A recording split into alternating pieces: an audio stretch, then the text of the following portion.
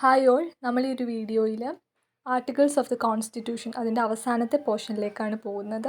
Important ആയിട്ടുള്ള articles ഏതൊക്കെയാണെന്ന് നോക്കാം.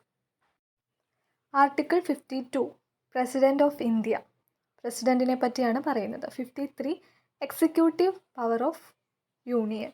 54 ഇലക്ഷൻ ഓഫ് പ്രസിഡൻറ്റ്, പ്രസിഡൻറ്റിനെ ഇലക്ട് ചെയ്യുന്നത് both houses of parliament and legislative assembly. 56 term of office of president, പ്രസിഡൻറ്റിൻ്റെ കാലാവധി 5 വർഷമാണ്. പ്രസിഡൻറ്റ് റിസൈൻ ലെറ്റർ കൊടുക്കുന്നത് വൈസ് പ്രസിഡൻറ്റിനാണ്. 58 ക്വാളിഫിക്കേഷനാണ്, ഇന്ത്യൻ സിറ്റിസൺ ആയിരിക്കണം, 35 ഇയേഴ്സ് ആയിട്ടുണ്ടായിരിക്കണം. 60 ഓത്ത് ഓഫ് പ്രസിഡൻ്റ് ആണ് by chief justice of supreme court. 61 procedure of impeachment of president.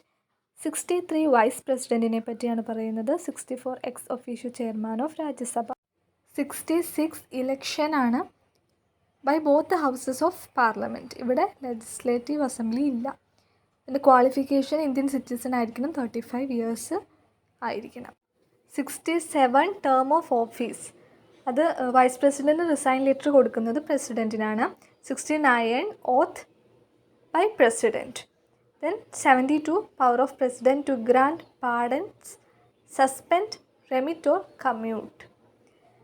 And total number of ministers including prime minister എന്ന് പറയുന്നത് ഒരിക്കലും ലോക്സഭാ മെമ്പേഴ്സിൻ്റെ ടോട്ടൽ നമ്പറിൻ്റെ 15% മേളിലെ പോകാനായിട്ട് പാടില്ല. ഓക്കെ, ദെൻ ആർട്ടിക്കിൾ 76 അറ്റോർണി ജനറലിനെ പറ്റിയാണ് പറയുന്നത്. ഈ അറ്റോർണി ജനറൽ എന്ന് പറഞ്ഞാൽ സുപ്രീം കോടതി ജഡ്ജിൻ്റെ അതേ ക്വാളിഫിക്കേഷനുള്ള ആളായിരിക്കണം. അറ്റോർണി ജനറലാണ് നമ്മുടെ ഗവൺമെൻറ്റിൻ്റെ എല്ലാ ലീഗൽ മാറ്റേഴ്സിനും അഡ്വൈസ് കൊടുക്കുന്നത്. ഇനി 79 കോൺസ്റ്റിറ്റ്യൂഷൻ ഓഫ് പാർലമെൻറ്റ്, പാർലമെൻറ്റിൽ ആരൊക്കെയുണ്ട് എന്നുള്ള കാര്യങ്ങളാണ് പറയുന്നത്. 80 രാജ്യസഭയെ പറ്റിയാണ് പറയുന്നത്. പ്രസിഡൻറ്റിന് 12 മെമ്പേഴ്സിനെയാണ് രാജ്യസഭയിലേക്ക് നോമിനേറ്റ് ചെയ്യാനായിട്ട് പറ്റുന്നത്. 81 ലോക്സഭയെ പറ്റിയാണ് പറയുന്നത്. പിന്നെ രാജ്യസഭയുടെ ചെയർമാൻ അല്ലെങ്കിൽ ഡെപ്യൂട്ടി ചെയർമാനും ലോക്സഭയിലെ സ്പീക്കർ അല്ലെങ്കിൽ ഡെപ്യൂട്ടി സ്പീക്കറും does not preside while a resolution for his removal from office is under consideration. അപ്പം ഇവരെ മാറ്റണമെന്നുള്ള ഒരു കൺസിഡറേഷൻ നിലനിൽക്കുന്ന സാഹചര്യത്തിൽ ഒരിക്കലും അവർക്ക് ഈ രാജ്യസഭ അല്ലെങ്കിൽ ലോക്സഭയെ പ്രിസൈഡ് ചെയ്യാനായിട്ട് സാധിക്കില്ല. അതുപോലെ തന്നെ രാജ്യസഭയുടെ ടോട്ടൽ മെമ്പേഴ്സിൻ്റെ 1/3 ഓരോ വർഷം റിട്ടയർ ചെയ്യുന്നു. അതുപോലെ തന്നെ ക്വാളിഫിക്കേഷൻ പറയുകയാണെങ്കിൽ രാജ്യസഭയിൽ 30 ഇയേഴ്സ് ആയിട്ടുള്ള ഒരാൾക്കാണ് രാജ്യസഭയിലേക്ക് മത്സരിക്കാനായിട്ട് സാധിക്കുക. ലോക്സഭയാണെങ്കിൽ 25 ഇയേഴ്സ് ആണ്. ദെൻ ആർട്ടിക്കിൾ 107 ആണ് പാസിംഗ് ഓഫ് ബിൽസിനെ പറ്റി പറയുന്നത്. ആർട്ടിക്കിൾ 110 മണി ബിൽസിനെ പറ്റിയാണ് പറയുന്നത്. ടാക്സ്, ഫിനാൻഷ്യൽ ഫണ്ട്സ് ഇതൊക്കെയാണ് വരുന്നതിൽ. 112 ആനുവൽ ഫിനാൻഷ്യൽ സ്റ്റേറ്റ്മെൻറ്റുകളെ പറ്റിയാണ് പറയുന്നത്. 123 ആണ് power of president to pass ordinance during recess of parliament, അല്ലെങ്കിൽ പാർലമെൻറ്റ് അവധിയിലുള്ള ടൈമിൽ ഓർഡിനൻസ് പാസ്സാക്കാനുള്ള പ്രസിഡൻറ്റിൻ്റെ പവർ. ദെൻ 124 സുപ്രീം കോർട്ടിനെ പറ്റിയാണ് പറയുന്നത്. ഇതിൽ ഓരോ ജഡ്ജിനെ അപ്പോയിൻറ്റ് ചെയ്യുന്നത് പ്രസിഡൻ്റാണ് ബൈ വാറൻറ്റ്. 65 ഇയേഴ്സ് ആയിരിക്കണം.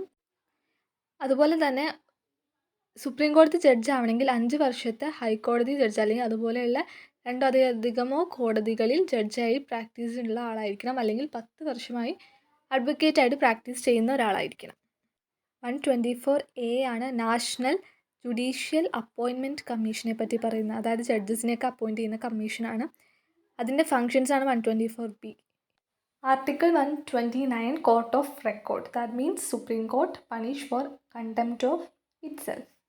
131 ജൂറിസ്ഡിക്ഷൻ ഓഫ് സുപ്രീം കോർട്ടാണ്. 132 പറയുന്നത് ഇപ്പോൾ ഹൈക്കോർട്ടിൽ നിന്നും ഒരു അപ്പീൽ സുപ്രീം കോർട്ടിലേക്ക് വരുന്ന അതുമായി ബന്ധപ്പെട്ട കാര്യങ്ങളാണ്. 133 സുപ്രീം കോടതി സിവിൽ മാറ്റേഴ്സിൽ എടുക്കുന്ന തീരുമാനങ്ങൾ. 134 ക്രിമിനൽ മാറ്റേഴ്സുമായി ബന്ധപ്പെട്ടതാണ്. 137 എന്ന് പറയുന്നത് review of orders by supreme court. Supreme കോടതിയുടെ ഓർഡേഴ്സിന് സുപ്രീം കോർട്ടിന് തന്നെ റിവ്യൂ ചെയ്യാം, judicial review. 138 enlargement of jurisdiction, അതായത് സുപ്രീം കോടതിയുടെ പരിധി എൻലാർജ് ചെയ്യുന്നതുമായി ബന്ധപ്പെട്ട കാര്യങ്ങളാണ്. 139 സുപ്രീം കോടതിക്ക് റിട്ടുകൾ ഇഷ്യൂ ചെയ്യാനായിട്ട് പറ്റും, അതിൻ്റെ പവറിനെ പറ്റിയാണ് പറയുന്നത്. അടുത്തത് 141 ആണ് supreme court to be binding on all കോർട്ട്സ്.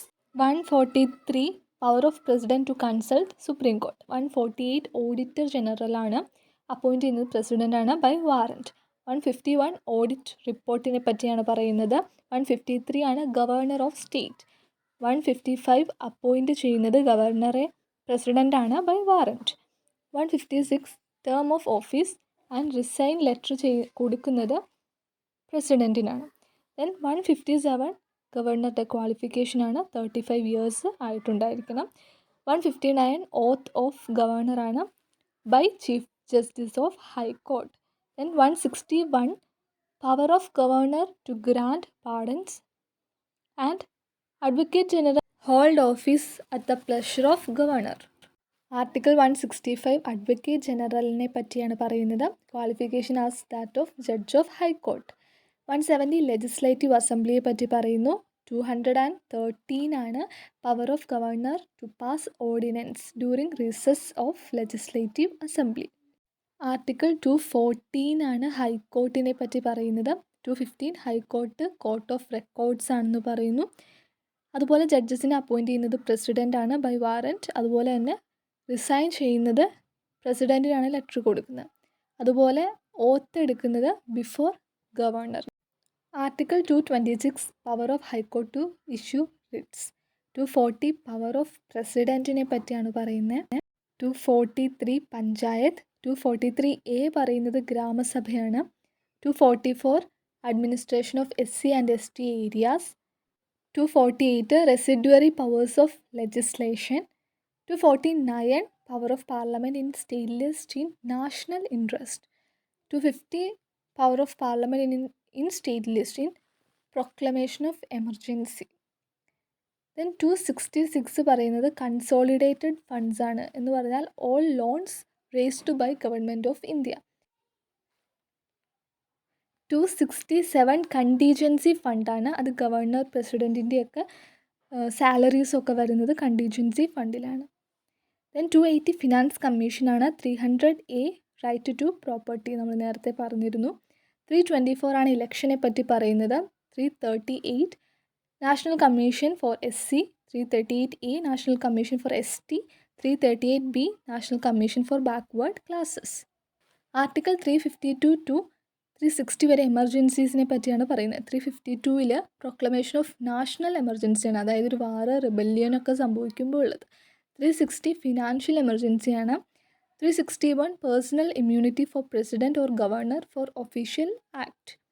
Then 356 എന്ന് പറയുന്നത് സ്റ്റേറ്റ് എമർജൻസിയാണ്, അല്ലെങ്കിൽ ഒരു പ്രസിഡൻറ്റ് റൂള് സ്റ്റേറ്റിൽ വന്നു അതുമായി ബന്ധപ്പെട്ടാണ്. 358 എന്ന് പറയുന്നത് suspension of provisions of article 19 during emergency.